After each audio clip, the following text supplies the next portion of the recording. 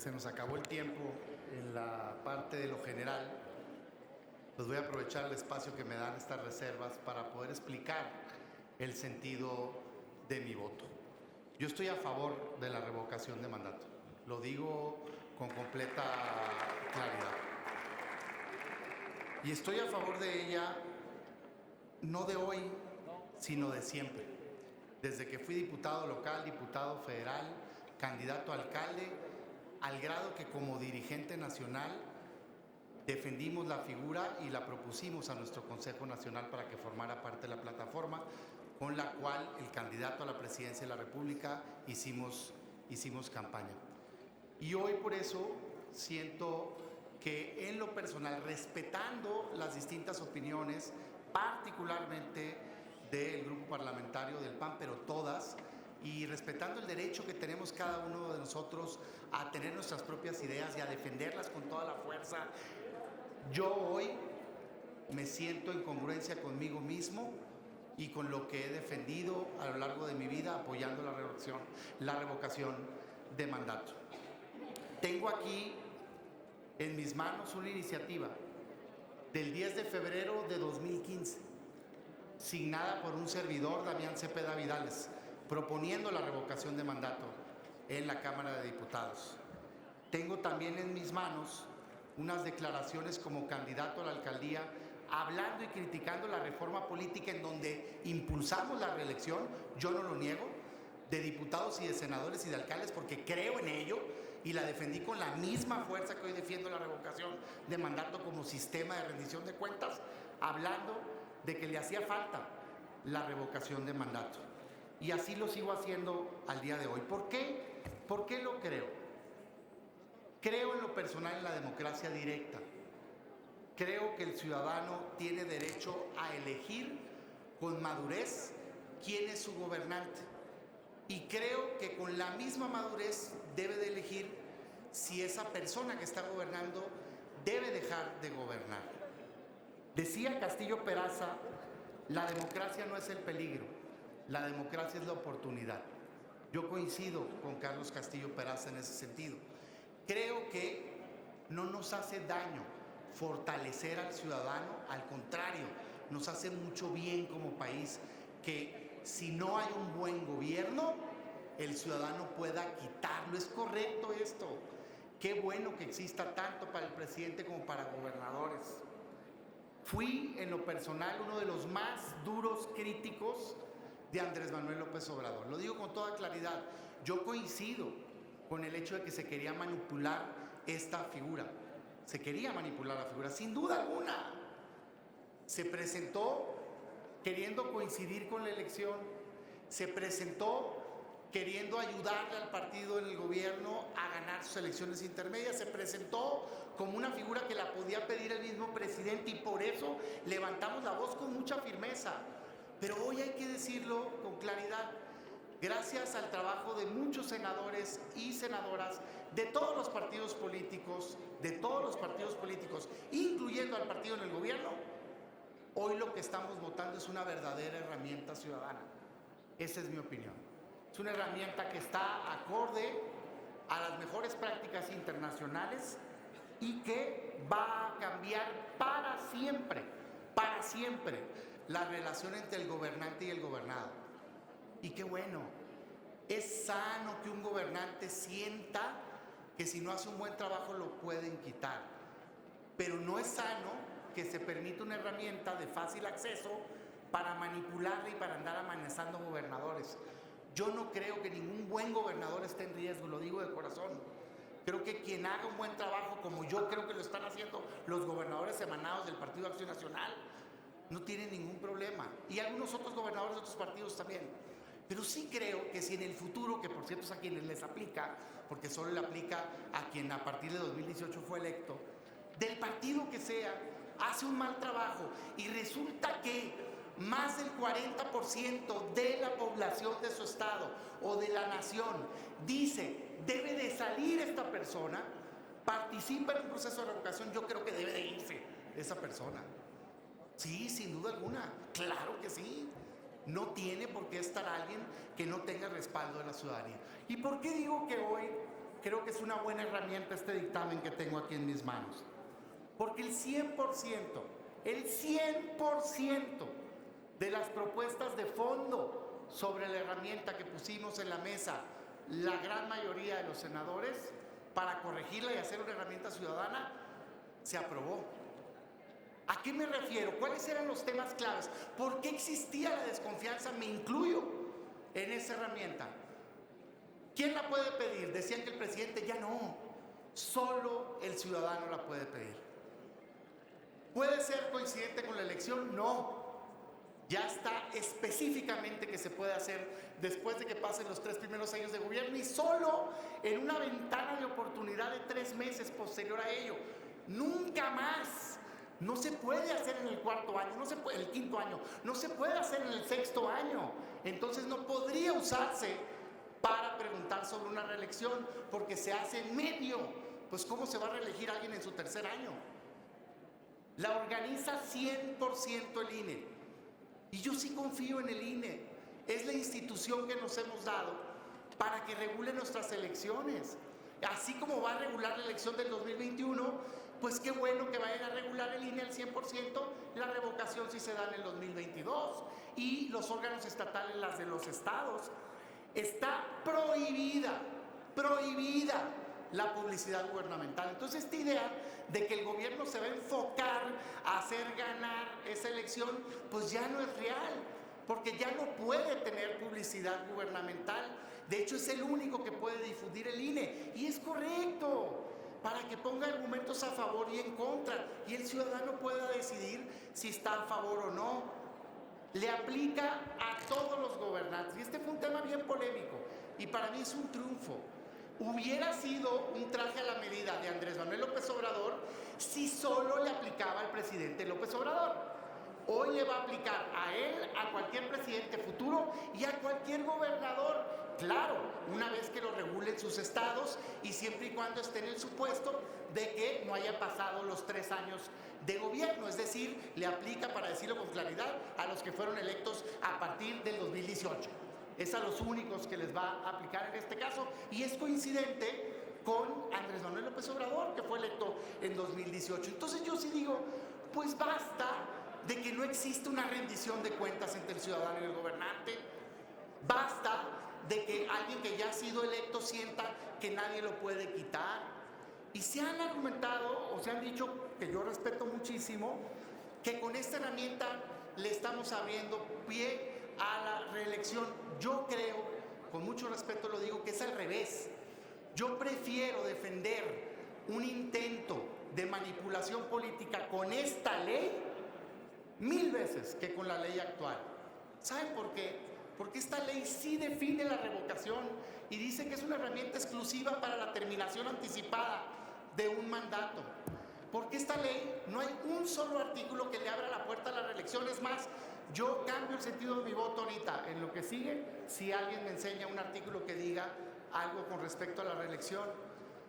Este artículo, esta ley, no toca la prohibición expresa a reelegirse, y sí hace algo bien importante: prohíbe expresamente, prohíbe que se pueda hacer consultas públicas para prolongar el tiempo de mandato.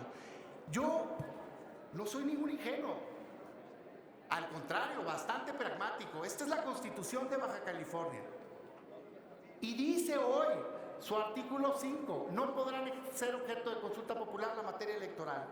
¿Pero qué dijo el Tribunal Electoral? Esto dijo que declina calificar la legalidad de la consulta porque no era materia electoral. Eso alegó. Y dijo que la consulta ciudadana no es de naturaleza electoral. Yo no quiero que pase eso a nivel nacional. No quiero que con una argucia encuentren la manera de hacer una consulta, entonces sí, para prolongar el mandato. Este dictamen cierra esa puerta porque pone una prohibición expresa y dice: no puedes consultar sobre la prolongación de mandato. Si hubiera estado vigente esta ley, no hubiera existido la atrocidad de Baja California. Esa es mi convicción. Eso es lo que yo leo cuando leo este ejemplo. O no hubiera existido la atrocidad de la consulta en Durango. en donde a 1000 personas le preguntaron y cancelaron el metro o el metrobús, o no existiera la consulta, en todo caso, del aeropuerto. Yo no tengo duda que aún con todos estos candados, seguramente la van a querer manipular, pero saben que no van a poder. No van a poder. Si lo hace de todas maneras el presidente, mal por él, por el ejemplo que está poniendo, porque esta herramienta es para revocar el mandato. Pero si lo hace, pues va a ser el ridículo que hizo Bonilla en Baja California, con el 1% de la población. Porque yo no veo que salga 40% de la población a votar si no hay verdaderamente un movimiento de revocación de mandato. Y si sale 40% a votar, pues ¿saben qué? Deberíamos de escuchar al 40% de la gente que dice si quiere que se vaya o que se quede alguna persona. Yo por eso voté a favor. Y lo digo difícil, respetando profundamente, coincidiendo en las preocupaciones que han puesto aquí. Tienen razón, no han cumplido la palabra, no han hecho un buen trabajo. Yo todo eso lo comparto, pero no creo que a quien deba yo castigar por ello es al ciudadano. Me parece que esta herramienta fortalece al ciudadano, no al gobernante. Y por eso creo que la debemos de aprobar como una herramienta de empoderamiento. Se ha dado mucho debate sobre los sistemas. Yo simplemente compartir aquí que esta herramienta existe en muchos lados del mundo. En Estados Unidos existe para gobernadores. En California quitaron al gobernador hace apenas unos años. Y no existe a nivel presidencial en muchos lugares porque existe reelección. Esa es la respuesta. El ejemplo es Estados Unidos. Tiene gobiernos de 4 años con un periodo de reelección. Ese es el esquema de rendición de cuentas. Hoy aquí no hay reelección. Qué bueno que no haya reelección a nivel presidencial. Lo que sí puede haber es revocación de mandato. Entonces a mí, en lo personal, me parece que sería positivo. Yo concluyo diciéndole nada más a quienes me están escuchando, a los ciudadanos y a la militancia en mi partido. Yo soy una persona de convicciones. Creo que las ideas hay que defenderlas. Respeto a quien piensa distinto, pero hago mi mejor esfuerzo siempre por hacer simple y sencillamente lo correcto, lo que creo que es correcto. Respeto si alguien cree que lo correcto es algo distinto, pero creo que se debe respetar a quien cree que esta herramienta es positiva. Yo tengo meses diciendo abiertamente que estoy a favor de la figura y buscando cómo sí. Y creo que hoy se dio una coyuntura que no se va a volver a repetir y por eso voté a favor. No se hizo en el pasado y difícilmente se haría en el futuro porque es muy difícil que la clase política apruebe estas reformas que le quitan poder al gobernante. Esa es la verdad. Hoy se dio una coyuntura que partió de una mala intención del presidente, creo yo, eso es mi verdadera, genuina opinión, pero que luego en el Senado encontró un caldo de cultivo y que aquí la convertimos en algo positivo.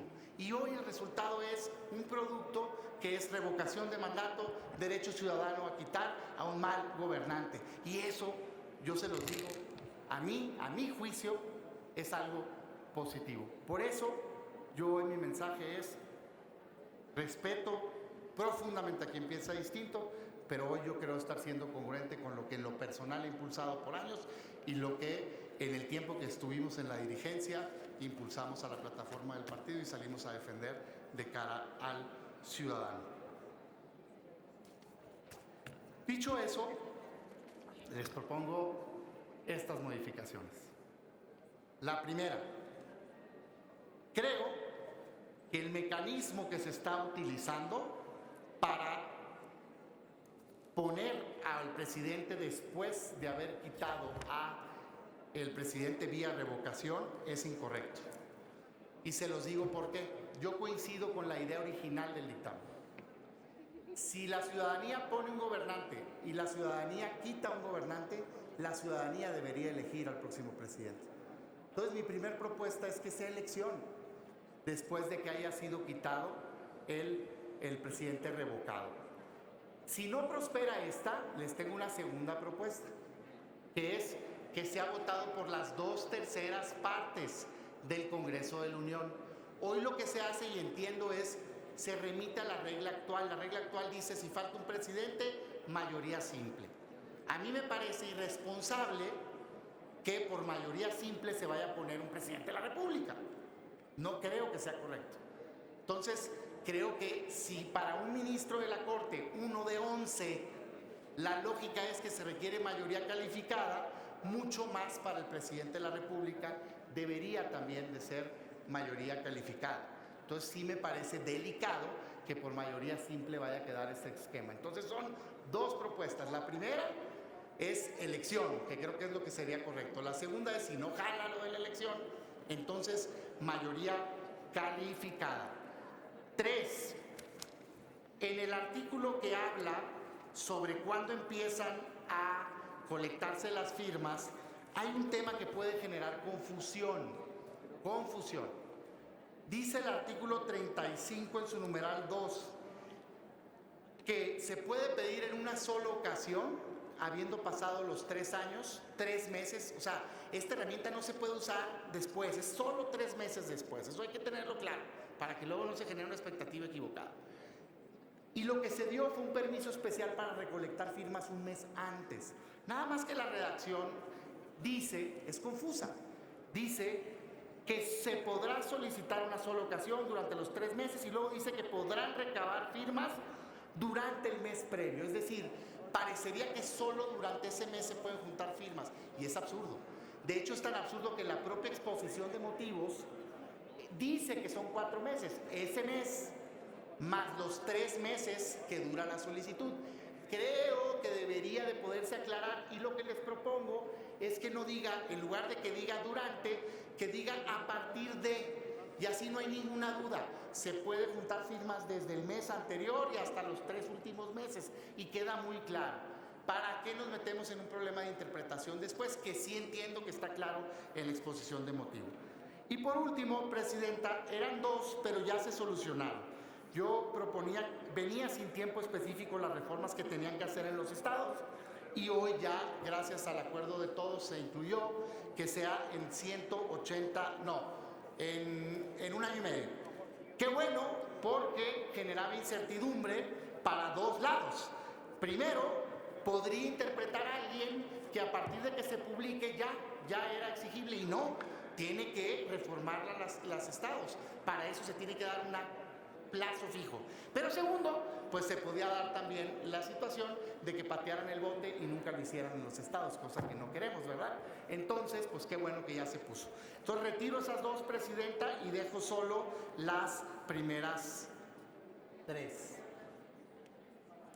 6º y 7º las retiro y dejo 2 propuestas que tienen que ver con el método de nombramiento del presidente, que si quieres esas las votamos en conjunto porque es el mismo tema, que sea elección o que sea por mayoría calificada. Sí, es correcto. Y la del 35, yo les pediría que la votáramos, digamos, separada, para ver si en esa se genera consenso. Muchas gracias.